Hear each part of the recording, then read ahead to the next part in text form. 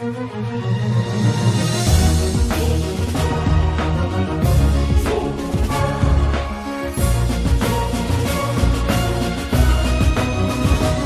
sa dulo, bawal ang kakamot-kamot sa katanungan. Harap-harap ang iaabot, sinong piniling.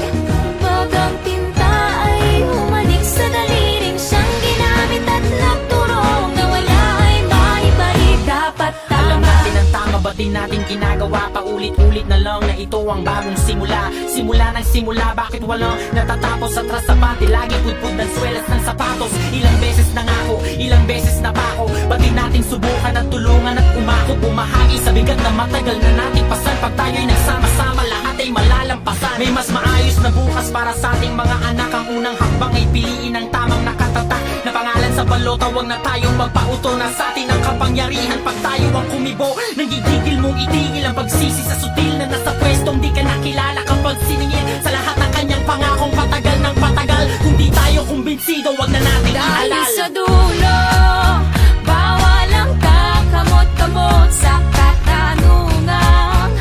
Harap-harap ang iabot, sinong pinili.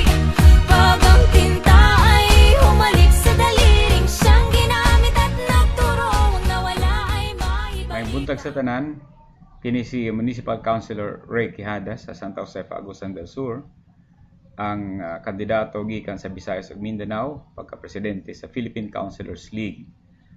Ang akong mga kaatbang usa taga Muntinlupa City ug ang isa sa Dagupan City.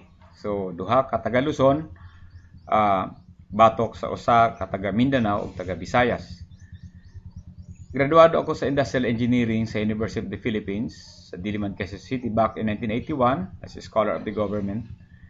O ang kasinatian ako sa politika, nagsugod niya itong 1986, diin nakibugno ako sa uban sa oposisyon para sa kagawasan diri sa atong nasod nga Pilipinhon. O tungod niya na-appoint ako pagka provincial board member OIC sa probinsya sa Agusan del Sur. O gikan niadto ang sunod na akong katungdanan sa pangamahanan isip barangay kapitan sa among barangay, independent. Nahimo akong presidente sa among lungsod sa mga kabarangayan, independent. In 1994, unya nahimo sa akong provincial president sa Liga ng Barangay sa Agusan del Sur on the same year. O nasublian ako daog pagka-kapitan sa 1997, napili pagbalik sa munisipyo isip presidente sa Liga ng Barangay o sa probinsya sa Agusan del Sur. O sa tanan akong pakigbugno sa politika, kanunay na akong ginapaglaban ang maayong pagdumala o good governance. Even before this administration of President Noynoy Aquino, nga nahimong ruling administration party sa atong nasod. O niadtong 2013 napili ako isip number 3 nga sangguniang bayan member sa among lungsod sa Santa Josefa sa Agusan del Sur, nga naside ang tanan nga matag eleksyon nga akong giapilan niadtong 2013. Supak kay sa akong prinsipyo nga manghatag og kwarta sa mga botante. Tungod kay dagto ako ang tawo nga akong alagaran, dili na ako kinahanglan paliton. Ug mapasalamaton kayo akong dako nga sa dugayng panahon nga sa pakigabugno sa politika, nasabtan kini sa atong mga katawhan, sa atong mga supporters. Mga bisan pa sa mga dagkong posisyon nga akong gilansaran ni atong mga miaging mga katuigan isip congressman o gobernador. Lilibo ka mga tao, no? Nga wala in tao ay mga klaro nga mga income, dili mga kagalang-galang or honorable. Apan ako na sinati nga doon na gayon sila kaugalingong desisyon kung ilagay yung tuyuon sa pagpili kung kinsa ilang butaran. Mao nga karong taliabot Marso 5, 6, 7 atol sa National Convention o election sa Philippine Councilors League, may sugod akong nisumiter sa akong kandidatura isip presidente sa Philippine Councilors League. Kaya natikala ako uyamot mga kaigsuunan nga sa 17,000 ka mga city councilors and municipal councilors all over the Philippines, nganong duha ra man gyud ka mga kauban nato nga nagapapili pagka chairman. O kung wa pa pud ka nako apili, duha ra pod ang magpapili pagka presidente. Og ako sang nakita mga kaigsuonan nga ang Philippine Councilors League, ang mayoriya nga mga membro niini, mga konsehales sa mga munisipyo nga more or less ang numero moabot og 15,000 ka mga konsehales. Samtang ang mga city councilors more or less moabot og 1,500. Nganong gikan sa Secretary General hangtod sa chairman, puros man mga city councilors. Unsay wala sa ato ang mga konsehales? What do the city councilors have which we do not have? Sa akong tanaw, siguro ang nag-inusara nga kalainan nga ang pundo ka sa katawhan nga gisalig sa mga cities or sa city council mas dako kaysa mga kamunisipyuhan. Pero kung atong hisgutanan ang participative government as far as the Philippine Councilor League leadership is concerned, morag dili ingon nga haom ang representasyon o ang pagbahin-bahin o pagpahat-pahat, the sharing of the leadership of the Philippine Councilors League. Because the top leadership is controlled by the city councilors when in fact they are the minority in the Philippine Councilors League. While the councilors, the municipal councilors, which comprise the great majority of the membership of the Philippine Councilors League, are occupying only lower positions in the leadership of the Philippine Councilors League. Mga kaigsuonan, ako nagatuo no nga kini dako kayo pang mga kabaguhan og reforma nga dapat mahitabo sa Philippine Councilors League. Kay natingala gid ako dako uyamot nga sa kadaghan sa mga konsehales, municipal, city councilors all over the country, how come there are only 2 candidates for chairman? How come there are only 2 candidates for the secretary generalship? How come kung wa pa ko moapil, there are only 2 candidates for the positions of president when there are so many talented, able, and skilled local legislators around in the membership of the Philippine Councilors League. O usa-usab kini mga kaigsuonan nga ako nakita nga morag dili kini inconsistent no sa katuyuan sa Philippine Councilors League founders nga untana ang democratize gyud kaayo ang leadership pinaagi sa unsa by mandating that any councilor, even if he or she is not an officer in the provincial chapter, in the regional chapter, he or she can run for any position in the national level if he or she wants to. By so doing, we will have, ginatawag sa in English, kung sa basketball pa, deep selection tungod sa kadaghan sa kamaayo ng mga konsehalis around. Pero, tungod kay naandan nga isa o duha lamang ka mga subgroups ang kakontrol sa Philippine Councilors League. Ang kadaghanan sa mga konsehalis, ang karamihan sa atin ng mga councilors ay ginagawa lamang ng mga onlookers, mga supporters. When in fact, nga ang ating saligang batas ng ating samahan ng mga konsehalis ay nagsasabi na kahit sino ay pwedeng tumakbo at lahat tayo ay nakakaboto. So, sa aking kandidatura, may ipapangako ko sa inyo na kung ano ang kapangyarihan ng presidente, ni President Ray Quijada ng Philippine Councilors League, ay yun din ang kapangyarihan ng karaniwang konsehal sa bawat bayan at sa bawat lungsod. Because I am soliciting your support directly. I am not dependent on any subgroupings. I am not even dependent on some political endorsers. I am dependent on you.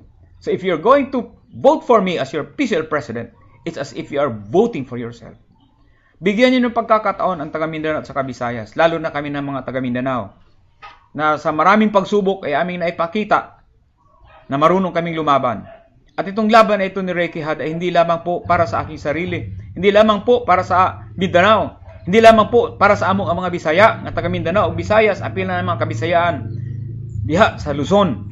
Hindi lamang po ito laban ng mga IPs kung saan si Ray Quijada isang half IP, isang manobo. Hindi lamang ito laban ng mga taga-CAR, hindi laban ito ng mga taga-ARM, kundi laban ito ng mga councilors.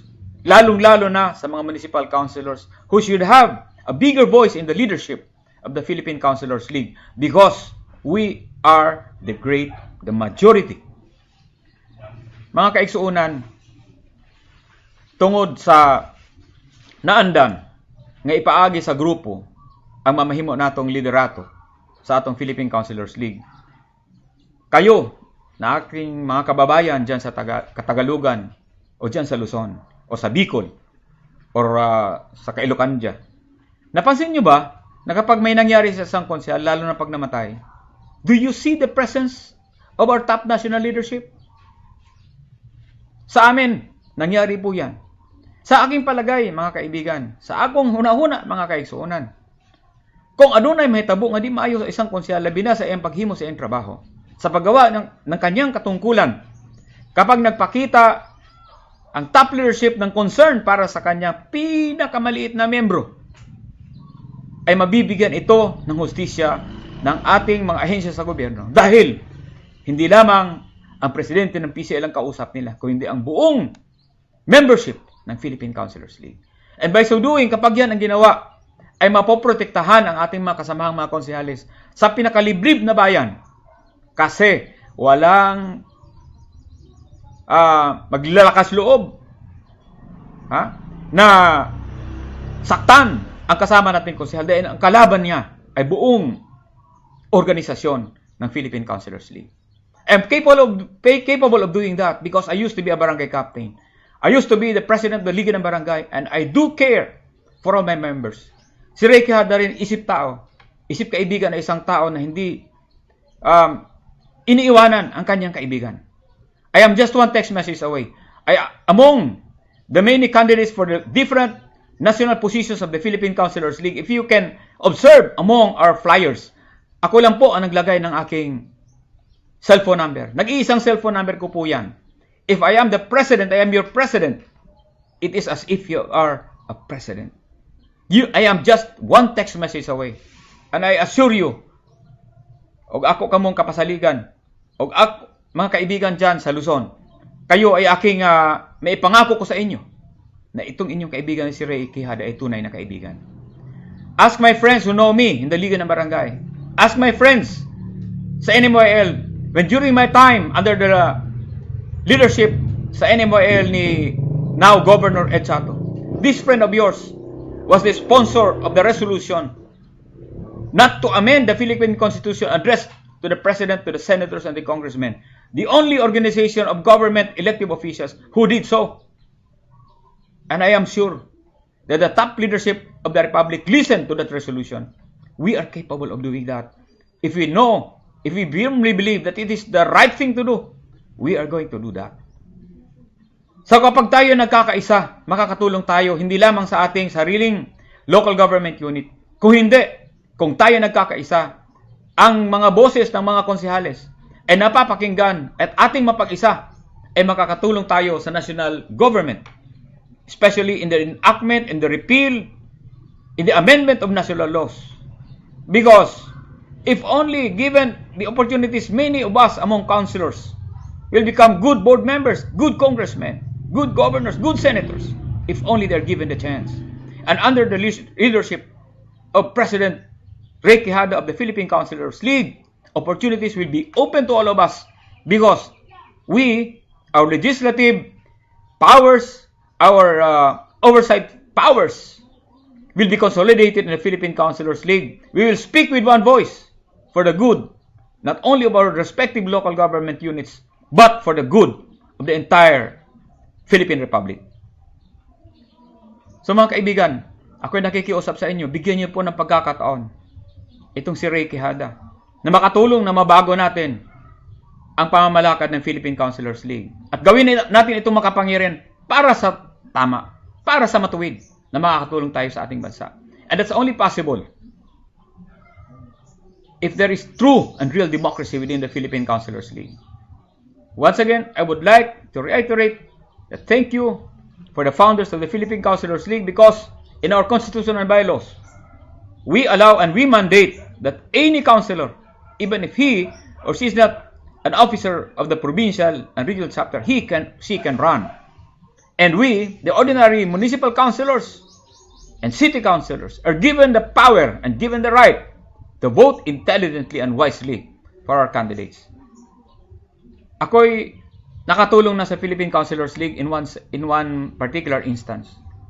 After 10 days po, bago na i-post ang mga pangalan at sa mga litrato ng mga kandidato ng mga national candidates. Bakit po ganun? How can we wisely and intelligently choose if we don't know who our candidates are? What are they standing for? Mananalo lang ba sila dahil meron silang grupo na taga-endorsa?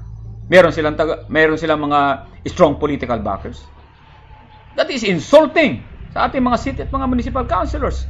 Because we are honorable ladies and gentlemen in our respective local government units. But, in the same manner that how can one love somebody when he or she does not know that guy or know that lady? In the same manner sa election. So they have to trust the wisdom of the Philippine city and municipal councilors. We have to be properly informed so that we can also properly decide and determine who the candidates we will vote for that will lead us, that will make the Philippine Councilors League a very powerful organization, but a very responsible one that will help not only our respective local government units, but will help also the entire Republic of the Philippines. So mga kaigsuonan, mohangi ako kanato nga mga Bisaya gikan sa Mindanao sa Luzon, apil na Mindanao hangtod sa Luzon, labi na sa Kabisayan, nga maghiusa kita ninyong tanan. Tayo na mga kusihales ng mga bayan, municipal councilors or sangguniang bayan members, let us unite. Let us not ask for our just share. Let us get our just share in the leadership of the Philippine Councilors League. We can do that because we can vote. We can vote. We can vote directly. We will listen to pieces of advice from our political parties. We will listen to the pieces of advice of our senior politicians. But in the end, it should be we, councilors, who will decide for ourselves. Kung ako po ang presidente, hindi po ako presidente ng any subgroup. Hindi po ako presidente ng any political party. Hindi po ako presidente ng sinong senior politicians. I am your president. You yourself, kayo mismo, kayo ang aking boss. At pagtulong-tulungan natin na ating mapaglingkuran, atong maalagaran, ang atong mga kaigsuunan sa tibok Pilipinas, pinaagi sa atong mga kalungsuran, pinaagi sa atong mga bayan-bayan, aron kita ninyo mahimong magarbuhon nga moingon, membro ako sa Philippine Councilors League. I am a Philippine Councilor and I am very proud to be so. Mga kaigsuonan nako, dili basta-basta kaning akong gihimo nga pagbarog. Hibalo ko nga uban siguro makakatawa. Pero kitang tanan gigastuhan sa atong lokal nga panggamahanan on the amount of more or less 20,000 pesos. We came over to elect our national officers. And I think we have the obligation not to frustrate our people nga sa paggasto, sa ginasto nila para sa atin para makarating tayo dito sa Manila at makilahok sa eleksyon ng Philippine Councilors League. Ay pumili tayo ng tama. Ay pumili tayo ng mga kandidato na talagang makakatulong sa atin na maging more effective councilors in our respective local government units. In my case, I've done my best. Imagine 17,000 councilors. Only a few are running. And perhaps most of them are officers of the different provincial chapters and regional chapters. How about the rest? I am very, very sure that there are many of you who are more qualified than I am. But siguro sabi ng iba, takot. Tatakutin tayo na kagalang-galang tayo. Tatakutin tayo na meron naman tayong sahod na more or less almost 50,000 per month. We owe it to our people.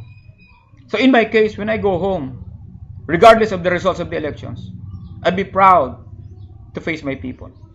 I'll be proud to face my children. I'll be proud in praying to God through my beloved late wife Helen Amistisa Ilongga and Ilocana, that I have continued what we have been doing in the family, to fight for what is right. What we believe in, we try to live, and we try to share it with others.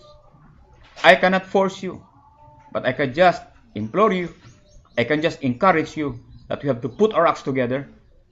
Put Ray Quijada as special president, and you will not regret it. Put Ray Quijada as special president. It's as if you're voting for yourself. Put Ray Quijada as special president. And the power of President Ray Quijada is your power, because I am just one text message away. You know my cell phone number, and if you don't still know, in my flyers, I put it there. And you can approach me personally. Pagkatapos ng eleksyon, mga kaibigan, mga kasamahan ko, mga konsehales, hindi ko sasabihin sa inyo, magkikita tayo 3 taon mula ngayon. No! This relationship will go on during the time of my incumbency, if elected as special president. And it will go on even beyond my incumbency, because a friend is a friend. Especially when we are together in promoting good governance. Because good governance, mga kaigsuunan, is not the exclusive domain of any political party, of any administration. That must be the possession of all. That must be the obsession of all Filipinos, especially for elected public servants like us. That even if we belong to different political parties, we should work for good governance. And it has to start from us leaders. In the exercise of our power and of our rights as councilors in electing our national officers, we will make sure that the Philippine Councilors League will be a strong and effective and powerful partner of the national government in working for good governance, whoever is the president may be. Whoever are the vice president, the senators, and the congressmen may be. We will be able to help our respective governors. We will be able to help our respective mayors, our vice mayors, our fellow councilors in effecting good governance, which will benefit the entire Filipino people. So, makaigsunan, balik ko na ako, hangyoon ako, kamong sa Visayas ug sa Mindanao. Tagaan ninyo kigayon, kining inyong igsuon nga si Ray Quijada. Kaya ang akong garbo, inyong garbo. Di ko kamo pakaulawan. Sa aking mga kasamahan na konsehales sa Mindanao, Visayas at saka sa Luzon, mapadama natin sa buong Philippine Councilors League, where we comprise the great majority, na hindi po basta-basta ang nagagawa ng isang municipal councilor if only given the chance. Hindi ko kayo ipapahiya if I will be your official president. I will remain as your friend from now until the end of my term and even beyond, for as long as we work for good governance. Sa amin din mga kasama na city councilors, hope that you will also share to us our rightful participation in the leadership of the PCL. Halos lahat po sa inyo na. Lahat na matataas na posisyon. Kami naman po ay majority.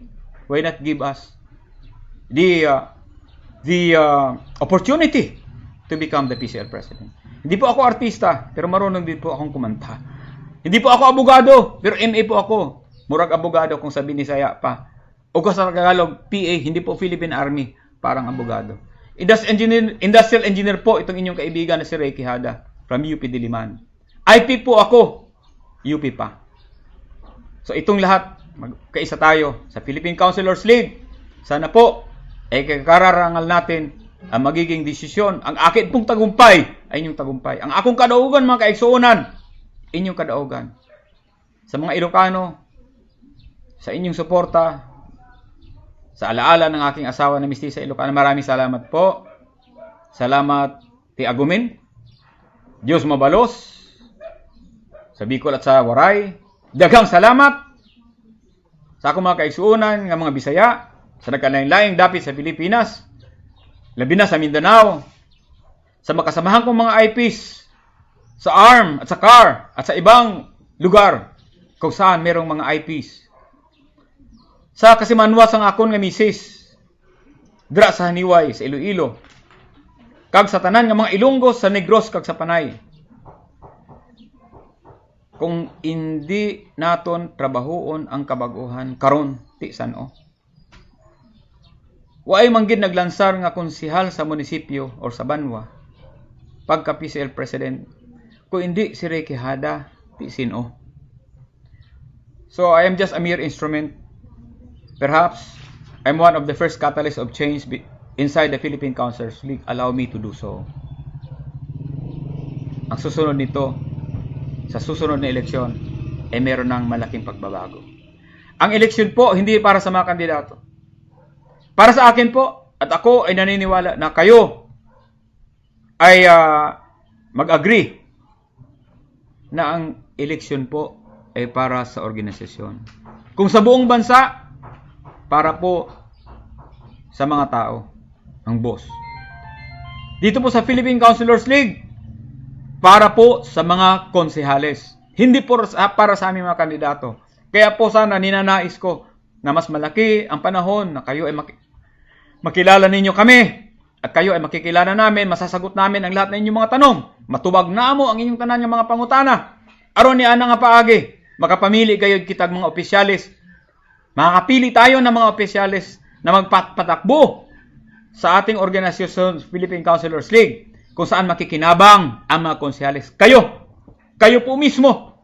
Kaya ako po ay magiging presidente ninyo. Hindi po ako presidente ng anong partido, hindi po ako presidente ng anong sub-grouping within the Philippine Councilors League because I do believe that there must only be one group inside the Philippine Councilors League, and that is the Philippine Councilors League.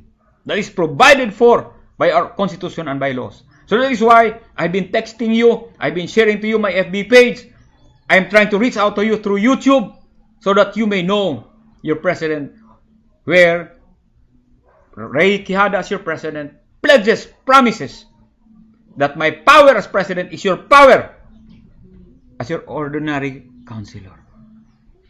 I am just one text message away. I have been doing that in my previous public service stint to the people, and more so that I can do it with you because we are all honorable. One time lang, Ray Quijada for PCL President. At saka sa lahat ng mga kandidato, kung sinong mananalo at saka sinong matatalo, as PCL President, I will reach out to you.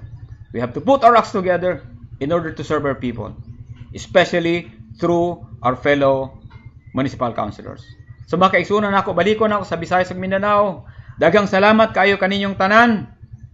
Kina inyo igsoon si Ray Quijada, ang ako lamang gisaligan. Mga kaibigan, mga kasama natin dyan sa Luzon, Kailakanuhan, Katagalugan, Kailungguhan, dito sa Visayas, Kabisayan, Cebuano, sa Mindanao, kaibigan nating mga Muslim, mga kaibigan natin nga mga Bisaya, mga Kristiyano, sa tanan nga mga ethnic groupings, isa rin gisaligan ako. O sa kurso na dagig ko. Kung nagtuo ko nga tama, kung naniniwala ako na tama, ilalaban ko. Pangalawa, I fully trust you, councilors, because we are honorable men and women. People might try to influence us, but at the end of the day, being responsible, ladies and gentlemen, we make our own decisions. And if we make our own decisions freely and responsibly, then we can work on it. In the same manner, that I have freely filed my certificate of candidacy, and whatever I say here, I mean it, and I will fulfill it as what I've been doing in my life. And thirdly, my full trust in God. Na kapag tinulungan tayo na makapagdesisyon ng tama, mangyayari ito. Nagtuo ako sa atong labang magagahong kung giyahan kita. Kitang tanan, magmadaogon kita. So one time lang, Ray Quijada for Philippine Councilors League President. At hindi kayo magsisisi, di kamo manghinayang sa inyong boto. Dahil si Ray Quijada na inyong kaibigan, inyong PCL President, ay isang one text message away lang. And my cell phone number is 0919-590-6393. And my FB page is Ray Quijada for PCL President. Daghang salamat. Maraming salamat. Diyos mabalos. Diyos ti agumen. And kabag-uhan karuna for PCL President Ray Quijada. Salamat. God bless us all. Para sa'yo ang laban na to. Para sa'yo ang laban na to. Hindi ako susuko, isisigaw ko sa mundo. laban na to.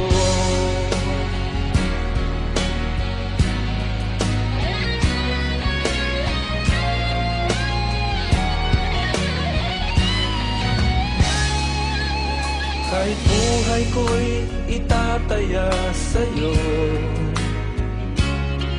ipagtatanggol kita gamit ay aking kamao.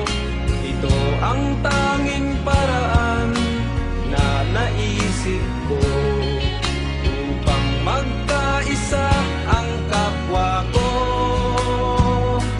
Pilipino. Para sa'yo ang laban na to. Para sa'yo ang laban na to. Hindi ako susuko, isisigaw ko sa mundo. Para sa'yo bayan ko. Sa bawat laban sa mundo, Diyos ang laging kakampi ko.